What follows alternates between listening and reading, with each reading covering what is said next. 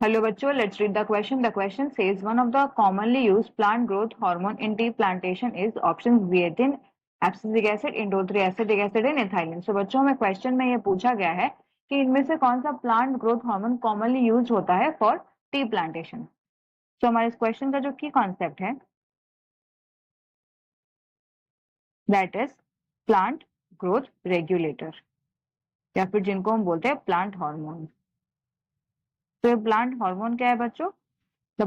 ये जो plant hormone है दीज आर केमिकल मॉलिक्यूल्स या फिर मैसेंजर्स होते हैं that are involve in the regulation of plant growth and development. तो बेसिकली ये जो प्लांट ग्रोथ रेगुलेटर्स होते हैं ये दो टाइप के हो सकते हैं. Either they can be plant growth hormone यानी कि वो हार्मोन जो कि हेल्प करते हैं in the growth of the plant, या फिर it can inhibit the growth.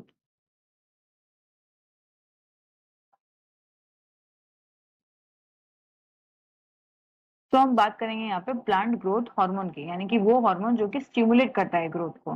Particularly will talk about the auxin. तो auxin is the most abundant plant growth hormone. Now ये जो ऑक्सिन है बच्चों, it is basically involve in the cell elongation process.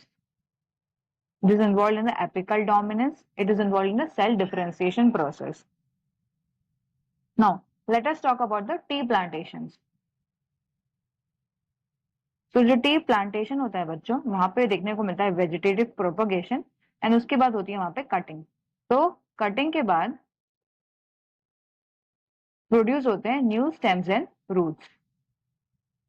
And ये जो new stems and roots होते हैं उसके ग्रोथ के लिए, उसके स्टेम के ग्रोथ के लिए जो हार्मोन रेस्पॉन्सिबल है, जो हार्मोन का यूज किया जाता है दैट इज ऑक्सिन. पर्टिकुलरली अगर हम बात करें इंडोल 3 एसिटिक एसिड की, जो कि एक नेचुरल ऑक्सिन है. ये क्या है?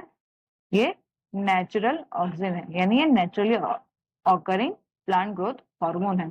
तो इसका यूज होता है to promote the stem growth in the tea plantation. तो अगर हम बात करें हमारे क्वेश्चन की, तो क्वेश्चन में हमसे ये पूछा गया है कि commonly use plant growth hormone कौन सा है जिसको टी प्लांटेशन में यूज किया जाता है. तो that is indole 3 acetic acid. यानी कि बच्चों जो हमारा करेक्ट आंसर है that is option C, IAA. So I hope you have understood the concept well.